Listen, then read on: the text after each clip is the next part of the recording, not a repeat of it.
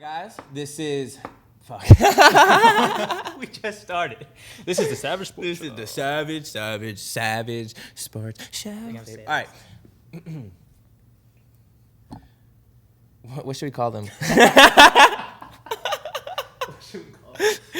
Hey, 2, 3. You like sports? All right. You like sports? Good. So do we. We're the Savage Sports Show. I'm Doobie Kid. I'm Resto. And we're going to take you through a savage world of sports. Talking about all the latest topics, everything we want to talk about because it's our fucking show. Yeah, whatever. All right, so we're going to start with the biggest story of the day, which would obviously be the World Series, which I'm sure you caught some of.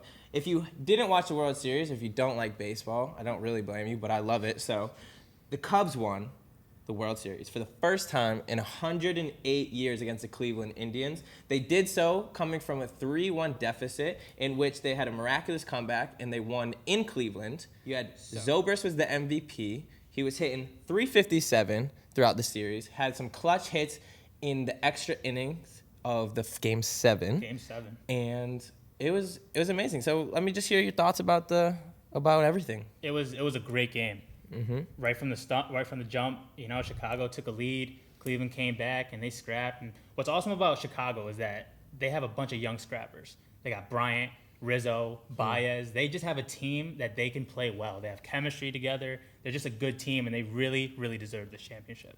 They did deserve it. And that's the question I was going to ask you after was, so we all know that the Golden State Warriors blew a 3-1 lead in the NBA Finals last year. And the teams that reminded them the most was the Cleveland Cavaliers. So is this what the city of Cleveland gets for talking so much shit to the Golden State Warriors? Yes or no? You know what? As bad as it sounds, yes, they do. They spoke way too soon. LeBron threw a Halloween party, and he had a pumpkin. I think it was carved that said 3-1 lead. The series was still going on. The World Series was still going on. I think he jinxed them. As bad as and childish as it sounds, he might have. Here's how I feel about it, right? The city of Cleveland does not deserve that because now they become the longest drought in the MLB history. Yeah, so now now that the Cubs won after 108 years, Cleveland takes their place as basically the shittiest baseball team in the world.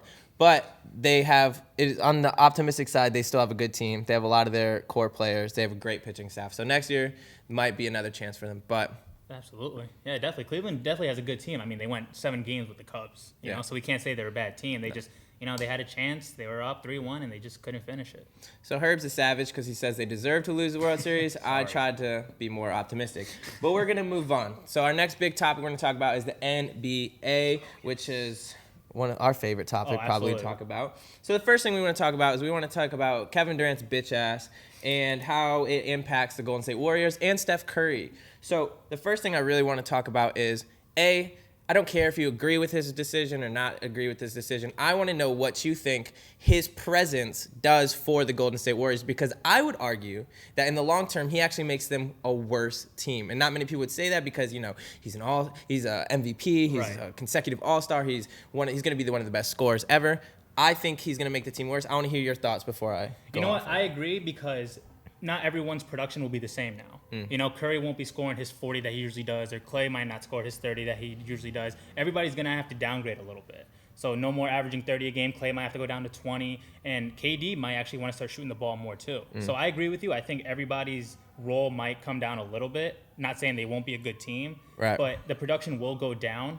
And, I mean, I don't think Curry is going to be that upset about it, or anyone else on the team, because I think they all have a common goal, which is to win a championship. They do have a common goal, and that's the thing I will give them, that Steve Kerr, in my opinion, is already a great coach because he took one of the most hyped up teams in the world and he made them even better last year by setting the NBA record. Like, he outdid what we thought he could even do. Yeah. So this year, I still think they're going to be worse in the long run, but Steve Kerr has done a great job at making people buy into the concept, buy into it, because you have a bunch of superstars on this team, whether you like it or not. You have too many superstars, most would say, usually. Yes. But Steve Kerr does a great job at making everybody sacrifice for the ultimate goal. Right. And if you ask anybody on that Golden State team, you can see they actually do believe in it. I mean, you have plays set up at the end of quarters, right, that typically go to Steph Curry. Usually. Last night, when they faced the Thunder last night, Kevin Durant's taking those shots. Absolutely. Kevin Durant's coming down in transition, taking threes that they usually swing to Steph Curry. So you don't see any resentment. Steph Curry's still getting 20.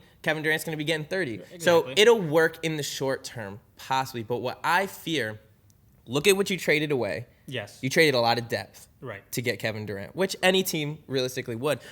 But I think you're going to lose the superstar value of these players. Absolutely. You're going to be taking these players who had like Klay Thompson. I mean, he signed a huge contract not too many years ago. I think he won't stay in Golden State much longer. I think he's going to realize that his value he'll be more valuable elsewhere. Right. And I also think a lot of the key supporting players around Golden State will leave as well if they think they have a better chance. Sean Livingston had an amazing role in that 73-9 team last year. He did, yeah. Coming off the bench. And he had a great finals, too. And he had a great finals as well. He will not get as many looks because now he is sharing time with Kevin Durant when he comes on the court. Yep. So a player like Sean Livingston, you might overlook, say, not worth that much, but he is, and you're going to lose him. You're going to lose the Iguodala's. I don't think they're going to be able to keep that core nucleus together very long. Right. I see what you mean. So our next topic, and it's a very smooth transition as always. Russell Westbrook is playing out of his goddamn mind.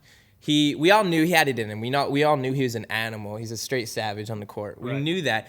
But is this year, are we seeing something in Russ that we haven't seen before? Or is this just, now KD's gone, Russ is still just being Russ? Or is this something different? No, I think Russell Westbrook has been playing like this for however many years. I just think now he has a chip on his shoulder. He has like, you know what, KD, you left, I don't need you. And he's just coming out with vengeance, with fire, and he wants to prove a point that he doesn't need KD.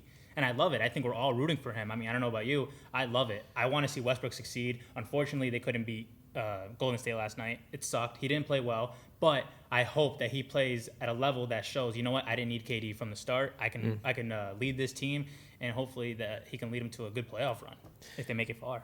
Here's the thing. This is what interests me. Like, usually Russ Westbrook plays like he's mad at the rim.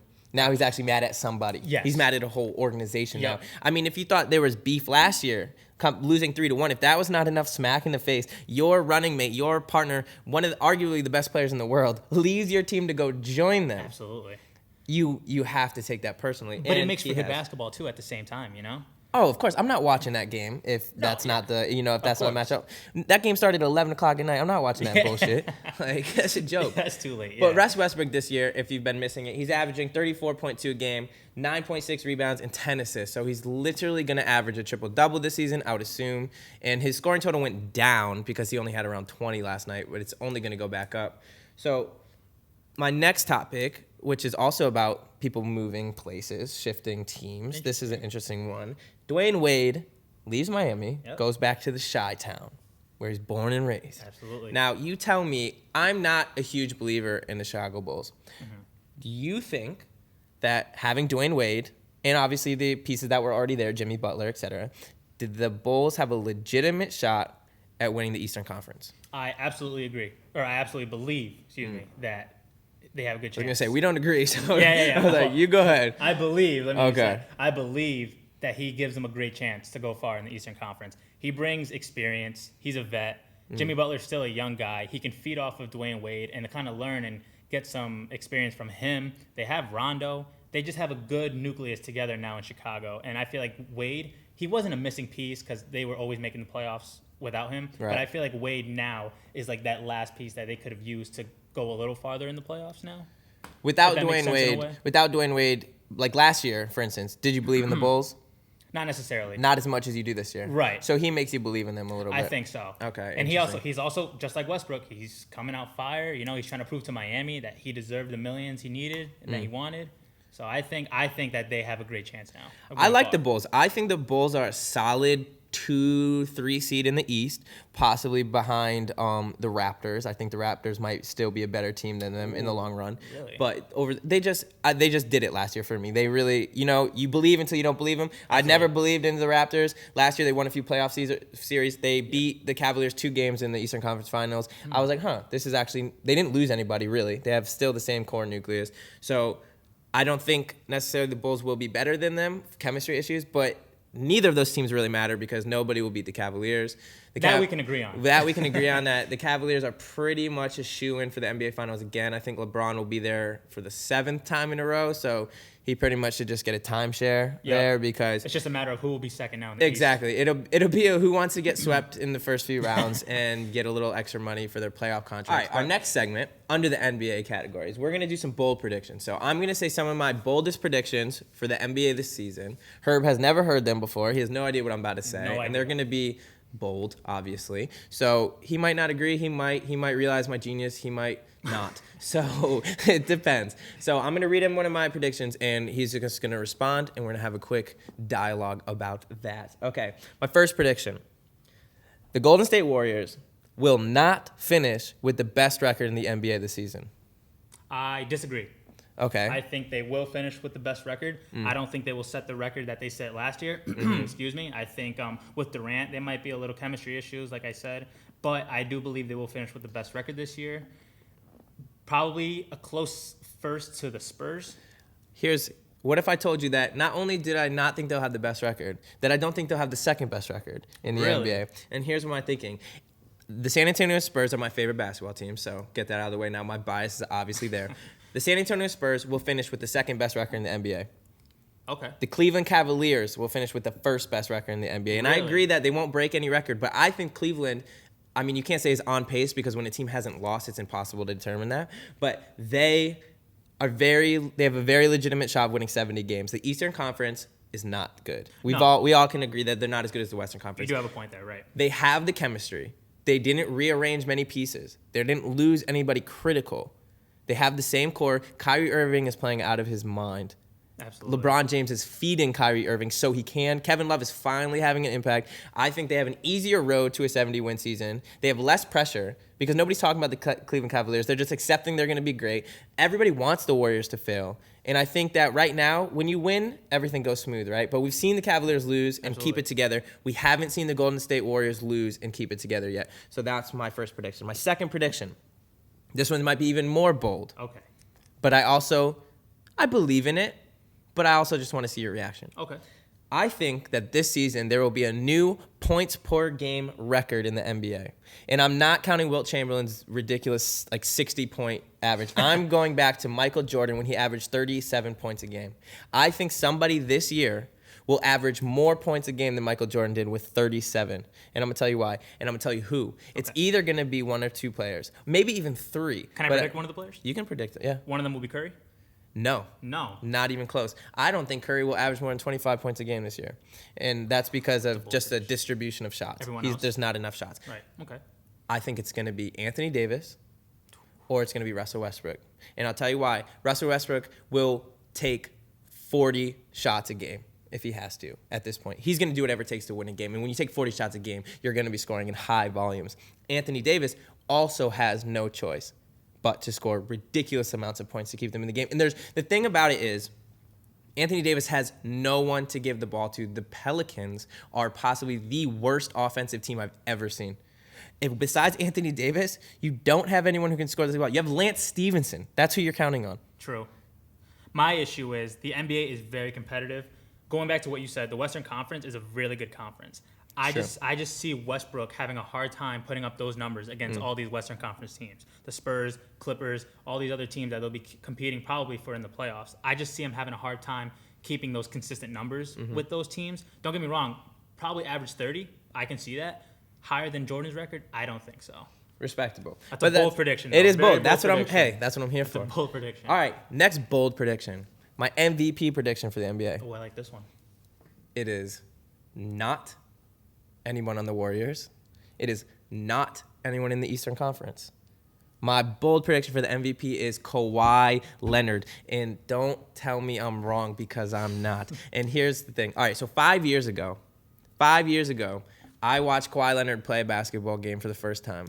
And I said, this kid has the body type, he has the athleticism, he has the basketball mind and the defense to be an MVP in the league one year.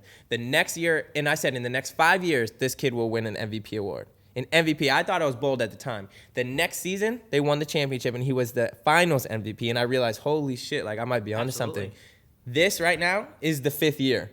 So he has to win it this year for my prediction 5 years ago to be right. And I'll tell you why he will win it, though. You think, who are the candidates? LeBron James is the obvious one. Obvious one. LeBron James is going to defer to Kyrie Irving all year. LeBron doesn't care if he wins an MVP. He wants to have an easy road to the playoffs and then get it done when it matters. Kyrie won't win it because he has LeBron James, and it's hard to say that. Of course. LeBron will always be over exactly. Kyrie. The same dynamic is going to happen in Golden State. Steph Curry will not win it because he has Kevin Durant, and Kevin Durant will not win it because he has Steph Curry. Exactly. You can hardly look at them and say, oh, you're still an MVP of the league, even though you had the second best player in the league on your team. You just can't win an MVP like that.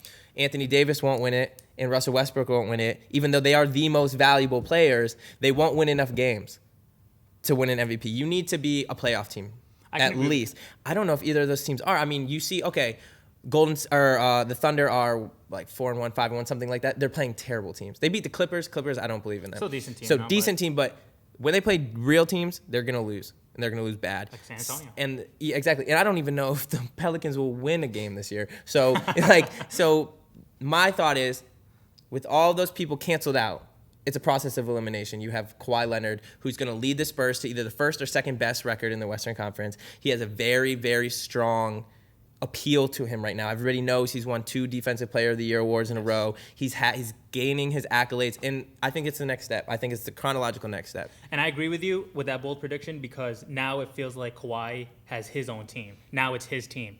Duncan had a great career. He led the Spurs to multiple championships, but now that he's retired, Kawhi can feel like I can lead this team. I can do what I have to do, which is take shots, get as many points as we have to. So I can agree. I think Kawhi does have a great chance of getting this MVP this year. However, you did mention Westbrook. I think he also can compete for an MVP. I don't see it being anybody but those two then. I can see that. Let's say he pulls out enough wins to make him a legitimate candidate. Yeah. If he averages a triple-double, averages 35 a game, it's hard not to. Right. But an MVP means you're valuable if you're still losing. Right. And the way Kawhi's playing, he absolutely can get the MVP. Absolutely. Agreed. All right, the next segment, real quickly. Over-under, little gambling for you. I know you work in the gambling world. So we're going to go with the Pelicans. Okay. So over-under, they're going to win 15 games this year. And let me give you a reference. The Bobcats in 2012 went 7. They won 7 games. So it's the worst I'm giving them double. I'm giving them double and then a little change. Okay. So do you think that the Pelicans will win 15 games this year? I think they will win just over. Okay, so over we're going 15 over. games. Triple doubles for Westbrook. He had 18 last year, so the number I'm giving you is 20. Will he have a more or less over under? It's hard to top what he did last year. He had a great year last year. I think he's going to get under. Under. He'll probably get, if I have to predict, let's say 15. 15 just triple doubles? Just under 18. Years it will take for the Lakers to make the playoffs again. My over-under for you is 8. I think it'll take 8 seasons. You think it'll take 8 seasons? For them to make the playoffs again. Under. Completely under. You I think? give them 3 seasons. Wow. I think they have a bunch of young, great guys. They have Russell. They have Randall, who can play great at the forward position. I think they can definitely make the playoffs within 3 years. They're still in the Western Conference, so that's the problem. All right, years it will take the Clippers to reach the Western Conference Finals. My over-under is 10 years, because fuck the Clippers. I mean, Clippers aren't that bad. I mean, I think they can do it. They just got to keep everyone together. But that means they have to beat out either the Warriors or the Spurs, or let's say, one of the younger teams comes through and makes a crazy run. I just don't believe in the Clippers ever. I want to believe in the Clippers. I love Blake Griffin. I love Chris Paul. Chris Paul, I feel like, deserves a ring so bad. That's the thing. But him being it's a good thing he's on the Clippers. But you're right. I don't really see them going far when you have to play Golden State and the Spurs. But I can see them playing in a conference final within the next few years, if I had to say. I can't. This next section is called Savage Suggestions, where we suggest savage things. No, Herb's going to give his savage suggestion first. It's getting hard to say, and I'm going to give mine second. Herb, suggest something for the people. Here's my savage suggestion for today. The MLB season. We all love baseball. Me and this guy here, we played baseball since we were in diapers. It is true. But we believe the MLB season is a bit too long. So my suggestion, just make it shorter.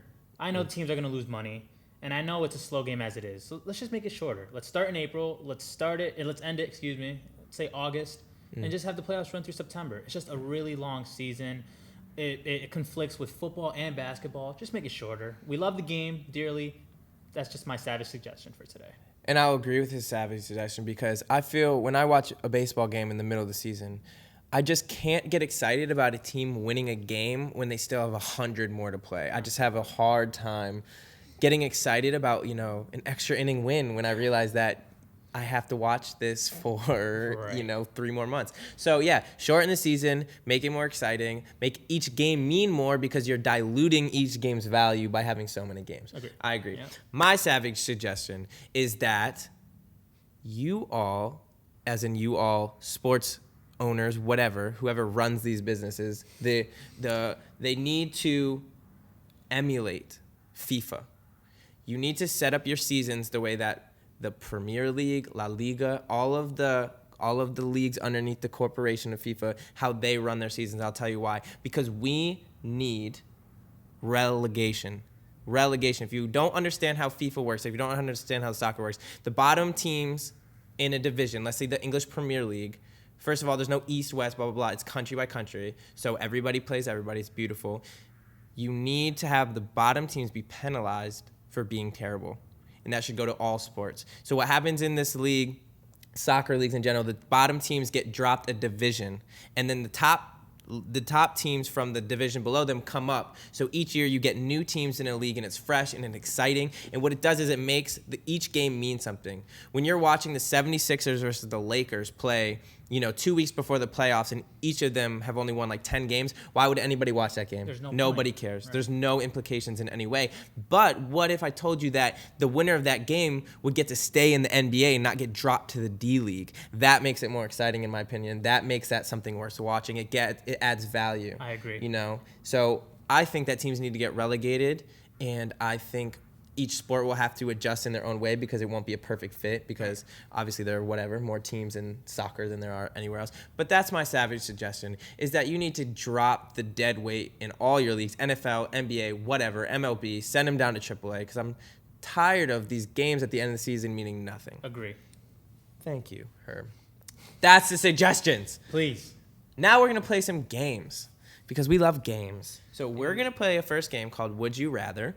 And this is, a classic high school party game. But we're going to play it a little differently. So I'm going to give him a suggestion I'm going to ask him a question. Would you rather this or this? And he's going to talk. It's all sports related, and it's all savage. And we're going to go back and forth. So I think he has his and I have mine. So I'm going to start first, okay? Okay, let's do it. Would you rather, Okay. if you were Jamie Collins, who just got traded from the Patriots, would you rather go to the Browns or just retire? Is it because I'm a Pats fan? Is this why you're asking me this? I just feel bad for the guy. I know, I do too. So just would you rather? Straightforward. Straightforward. Is this a hard decision? How quick can I retire? Can they terminate me right away? All right, you go ahead. Ask me yours. So I would retire. For those of you wondering, I would retire. I don't blame you. All right. So my first one for Doobie, really simple one. Yes. You're in the NBA. Right. I wish. Would you rather Okay. get dunked on or Fair enough. simply get your ankles broken? Oh, Really man. simple question.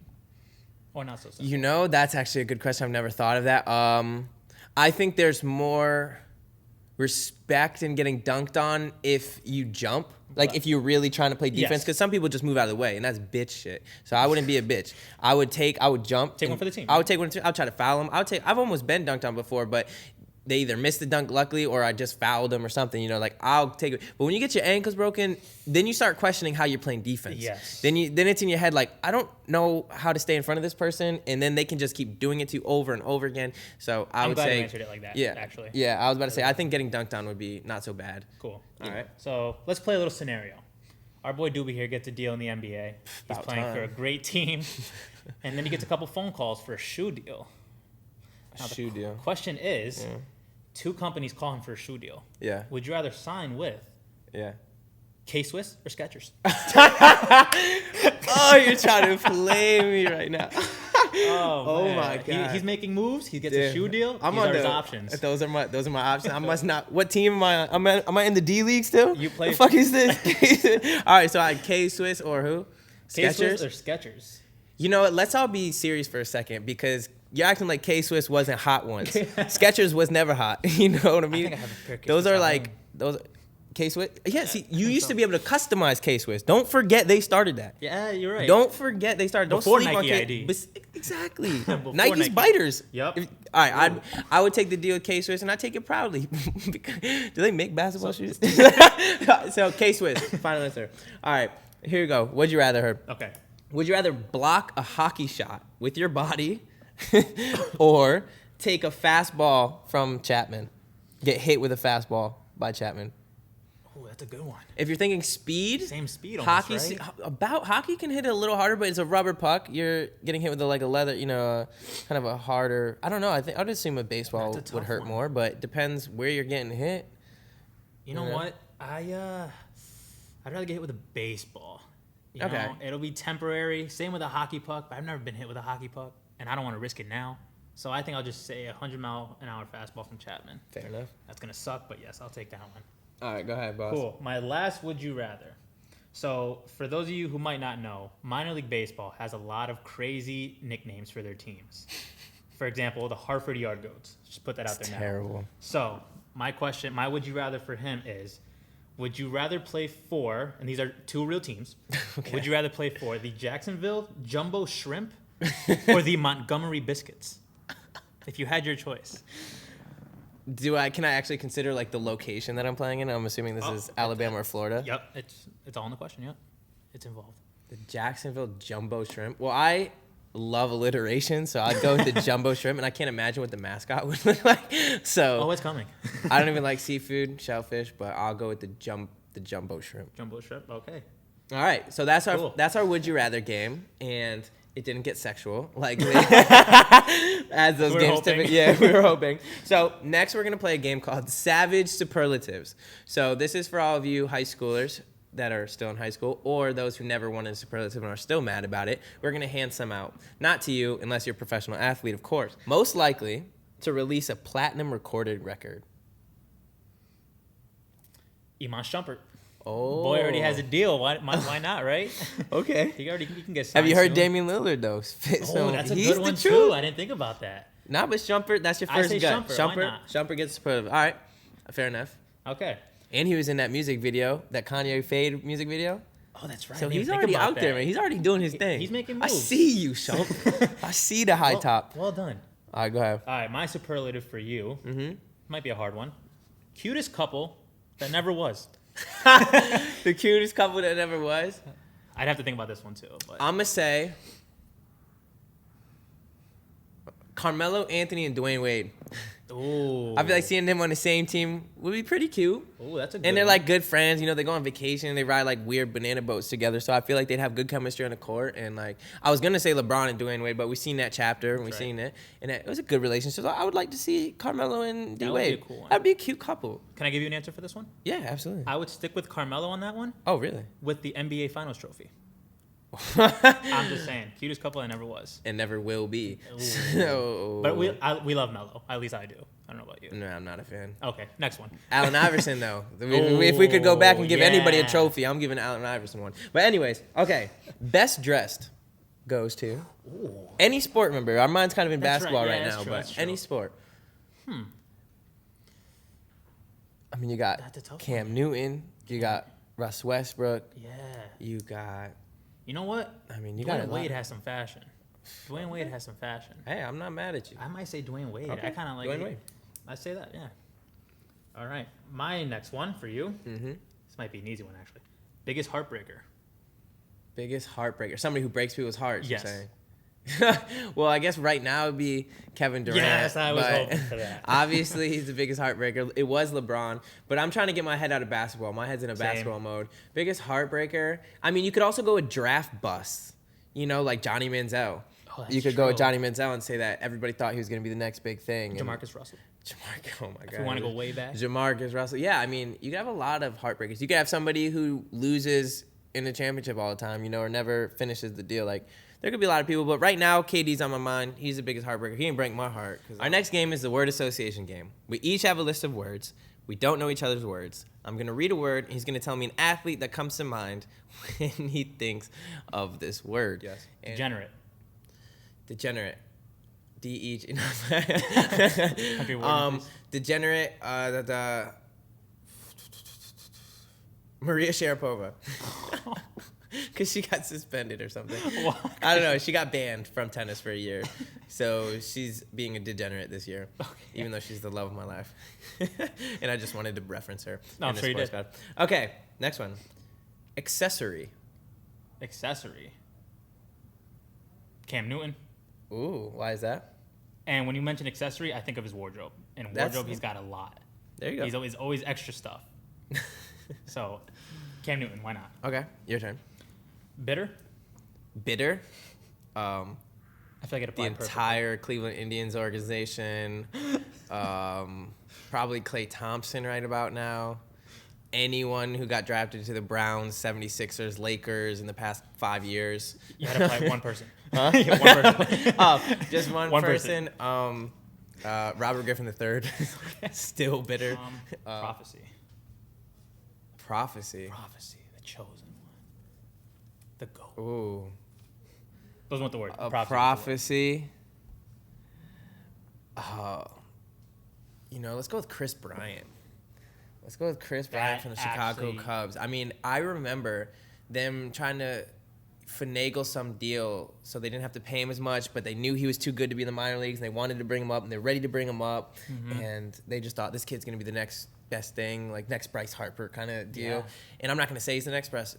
I'm not going to say he's like Bryce Harper, but he's his own player. He just won a World Series. That's true. Which Bryce Harper has never done. He is prophetic. Ooh, and they are prophetic. The Cubs are prophetic for knowing that he was going to be so instrumental. Oh, that was a good one. All right, here's one for you then. Okay. Disfigured.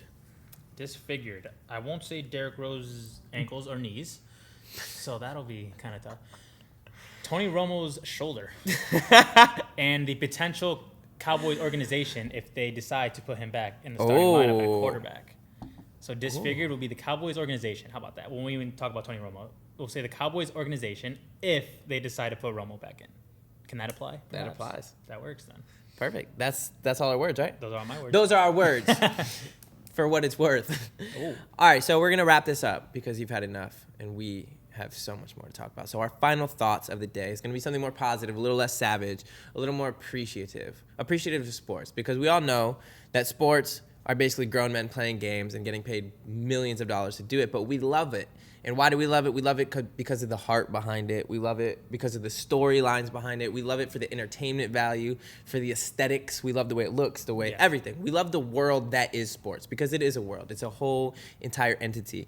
And we wouldn't be doing this if we didn't love sports. Exactly. We're embracing it. So today, our story that we're embracing, our final thought is about the fan base of the Chicago Cubs and how beautiful it is that they can finally celebrate.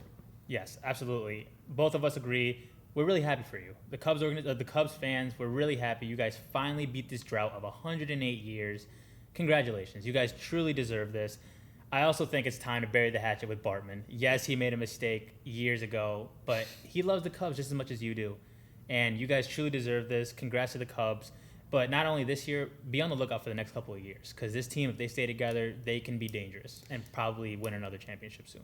And it just goes to show like loyalty to a fan base, how special it can really be. Because I myself am more of a fair weather fan because I just appreciate all the teams and I root individual matchups more than having my own favorite team in most sports. But I can't imagine rooting my whole life or more, my grandfather's whole life or my, 100 years, So I'm thinking it must be so special to believe in something for so many years and have so many ups and downs and so many, we were so close. And to finally pull it off, I mean, you saw so many reaction videos. You saw so many beautiful stories online. And, we are a savage sports show here, but that touches our hearts to see that kind of beauty and grace in sports. So that is our final thoughts for the day. Yeah. That's all we have to say for now, and we want to thank you if you watched, and thank those who didn't because the haters motivate us. No. Easily. All right, that's the Savage Sports Show. I'm Dewey Kid. I'm Herbie Resto. Check us out next time. Was good.